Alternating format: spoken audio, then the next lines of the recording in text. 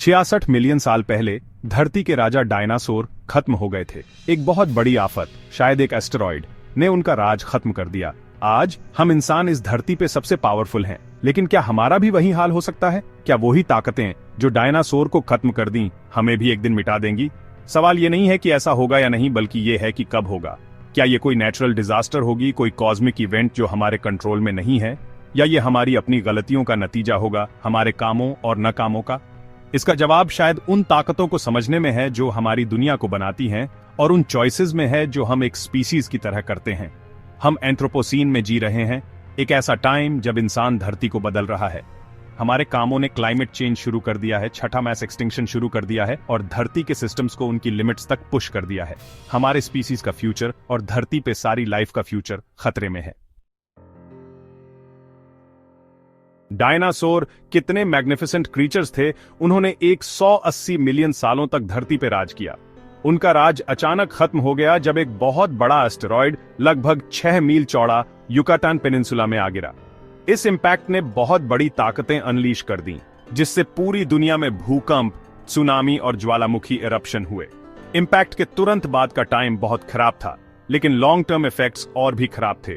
Dust और debris ने atmosphere को भर दिया, सूरज को ब्लॉक कर दिया और धरती अंधेरे में डूब गई। तापमान गिर गया, फोटोसिंथेसिस बंद हो गया और इकोसिस्टम्स कोलैप्स हो गए। डायनासोर धरती के 3/4 प्लांट्स और एनिमल्स के साथ खत्म हो गए।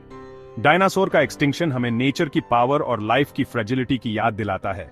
यह बताता है कि सबसे पावरफुल स्पीसीज भी एक पल में खत्म हो सकती है।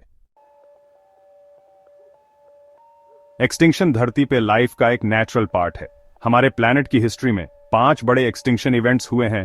हर एक ने लाइफ के एक बड़े हिस्से को खत्म कर दिया। ये इवेंट्स कई चीजों की वजह से हुए, जैसे एस्टेरॉयड इंपैक्ट्स, वोल्केनिक इरप्शंस और क्लाइमेट चेंज। आज हमें एक नए तरह के खतरे का सामना करना पड़ रहा है, खुद से। इंसानों की एक्टिविटीज छठे मैस एक्सटिंक्शन को बढ़ा रही हैं। स्पीसीज इतनी तेजी से खत्म हो रही हैं जितनी पहले कभी नहीं हुई।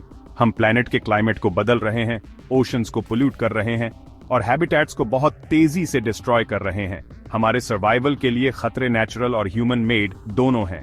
नेचुरल डिजास्टर्स जैसे asteroid impacts, super volcanic eruptions और gamma ray bursts widespread destruction और ह्यूमन एक्सटिंक्शन भी कर सकते हैं। लेकिन सबसे बड़े खतरे वो हैं जो हमने खुद बनाए हैं। Climate change, nuclear war, pandemics और एडवांस्ड टेक्नोलॉजी के अनफोर्सीन कॉन्सिक्वेंसेस। क्लाइमेट चेंज शायद आज इंसानियत के सामने सबसे बड़ा खतरा है।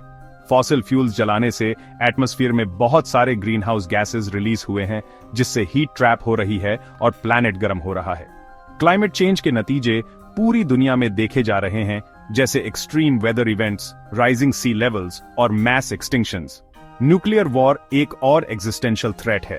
एक फुल स्केल न्यूक्लियर एक्सचेंज इंसानियत और प्लैनेट के लिए बहुत बुरा होगा।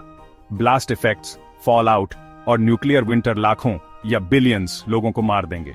पैंडेमिक्स जैसे कोविड-19 पैंडेमिक ने हमें दिखाया है कि हम इन्फेक्शियस डिजीजेस के लिए कितने वल्नरेबल हैं। एक कंटेजियस और डेडली पैथोजन पूरी दुनिया में फैल सकता है, हेल्थ केयर सिस्टम्स को ओवरवेल्म कर सकता है और बहुत सारी डेथ्स कॉज कर सकता है। फाइनली, टेक्नोलॉजी की तेजी से एडवांसमेंट अपॉर्चुनिटीज और रिस्क्स दोनों देती है। आर्टिफिशियल इंटेलिजेंस इंसानियत के कुछ बड़े चैलेंजेस सॉल्व कर सकती है, लेकिन अगर ये ह्यूमन कंट्रोल से बाहर हो गई तो एक बड़ा थ्रेट भी बन सकती है। सेक्शन 5, पुराने खात्मे की गूंज। धरती पे लाइफ की हिस्ट्री, रेजिलियंस और एक्सटिंक्शन दोनों की कहानी है। फॉसिल रिकॉर्ड देखो, उन स्पीशीज के रिमेन्स से भरा है जो नेचुरल डिजास्टर्स, क्लाइमेट चेंज और दूसरी स्पीशीज से कंपटीशन की वजह से खत्म हो गई। पर्मियन ट्रियासिक एक्सटिंक्शन इवेंट, जिसे ग्रेट डाइंग भी कहते हैं, लगभग 252 मिलियन साल पहले हुआ था और लगभग 96% मरीन स्पीशीज और 70% टेरेस्ट्रियल वर्टेब्रेट स्पीशीज को खत्म कर दिया था। इस एक्सटिंक्शन इवेंट का कारण अभी भी डिबेटेड है, लेकिन ऐसा माना जाता है कि यह कई फैक्टर्स के कॉम्बिनेशन से हुआ था, जिनमें वोल्केनिक इरप्शंस, क्लाइमेट चेंज और ओशन एसिडिफिकेशन शामिल हैं। ये पास्ट एक्सटिंक्शन इवेंट्स हमें चेतावनी देते हैं, हमें याद दिलाते हैं कि एक्सटिंक्शन सिर्फ पास्ट की बात नहीं है। ये एक रियल थ्रेट है जिसका हम आज सामना कर रहे हैं और हमें इसे सीरियसली लेना होगा अगर हम अपने स्पीशीज का सर्वाइवल चाहते हैं। सेक्शन 6, क्या इंसानियत एक्सटिंक्शन वॉर्टेक्स से बच सकती है? फ्यूचर ब्लीक लग सकता है, लेकिन होप है। इंसान रिसोर्सफुल और अडेप्टेबल स्पीसीज हैं। हम चैलेंजेस को समझ सकते हैं और सॉल्यूशंस डेवलप कर सकते हैं। हमारे सर्वाइवल की थ्रेट्स को पहचानने में है, उन्हें बनाने में अपनी रोल को एक्नॉलेज करने में है और उन्हें कम करने के लिए कलेक्टिव एक्शन लेने में है। क्लाइमेट चेंज को एड्रेस करने के लिए फॉसिल फ्यूल से रिन्यूएबल एनर्जी सोर्सेज की तरफ शिफ्ट करने के लिए ग्लोबल एफर्ट की जरूरत है। हमें सस्टेनेबल प्रैक्टिसेस में इन्वेस्ट करना होगा, अपना कार्बन फुटप्रिंट कम करना होगा और अपने प्लैनेट के नेचुरल सिस्टम्स को प्रोटेक्ट करना होगा। न्यूक्लियर वॉर को रोकने के लिए इंटरनेशनल कोऑपरेशन, डिप्लोमेसी और डिसआर्मामेंट जरूरी है। हमें ग्लोबल इंस्टीट्यूशंस को स्ट्रॉन्ग करना होगा, डायलॉग को प्रमोट करना होगा और न्यूक्लियर वेपन्स के बिना एक वर्ल्ड के लिए काम करना होगा। फ्यूचर पैंडेमिक्स के लिए प्रिपेयर करने के लिए पब्लिक हेल्थ इंफ्रास्ट्रक्चर में इन्वेस्ट करना होगा, सर्वेलेंस सिस्टम्स को स्ट्रॉन्ग करना होगा और नए वैक्सीन्स और ट्रीटमेंट्स डेवलप करने होंगे। आउटब्रेक्स को रोकने और उनसे निपटने के लिए इंटरनेशनल कोऑपरेशन और इंफॉर्मेशन शेयरिंग जरूरी है। सेक्शन 7, यूटोपिया और ऑब्लिवियन के बीच एक चॉइस। 21वीं सदी इंसानियत के सामने एक कठिन चॉइस रखती है। एक ऐसा फ्यूचर जहां टेक्नोलॉजी एक बेटर वर्ल्ड बनाने के लिए यूज होती है, या एक डिस्टोपियन फ्यूचर जहां हमारी अपनी क्रिएशंस हमारे खात्मे का कारण बनती है। हम जो रास्ता चुनेंगे वो हमारे स्पीसीज का फेट तय करेगा। अगर हमें डायनासोर का फेट अवॉइड करना है तो हमें अपने जीने के तरीके में जरूरी बदलाव करने होंगे। हमें शॉर्ट टर्म थिंकिंग छोड़कर लॉन्ग टर्म पर्सपेक्टिव अपनाना होगा। हमें कंपटीशन से ज्यादा कोऑपरेशन, कंजम्पशन से ज्यादा सस्टेनेबिलिटी और कुछ लोगों के इंटरेस्ट से ज्यादा सबकी वेल बीइंग को प्राथमिकता देनी होगी। चैलेंजेस मुश्किल हैं, लेकिन इम्पॉसिबल नहीं है। हमारे पास नॉलेज, टूल्स और रिसोर्सेज हैं एक बेटर फ्यूचर बनाने के लिए। अब हमें बस एक्ट करने की विल चाहिए। सेक्शन 8, इंसानियत की अदम्य भावना। हिस्ट्री में इंसानों ने अनगिनत चैलेंजेस का सामना किया है और उनसे स्ट्रॉन्गर बनकर उभरे हैं। आइस एजेस से सर्वाइव करने से लेकर प्लेग्स को ओवरकम करने तक हमारी रेजिलियंस और अडेप्टेबिलिटी हमारी सक्सेस की की रही है। हम एक ऐसी स्पीसीज हैं जो ग्रेट इनोवेशन, कंपैशन और कोऑपरेशन कर सकती है। वही इंजेन्युइटी जिसने एग्रीकल्चर, मेडिसिन और टेक्नोलॉजी को डेवलप किया, आज हमारे सामने मौजूद एग्जिस्टेंशियल थ्रेट्स को एड्रेस करने के लिए यूज की जा सकती है।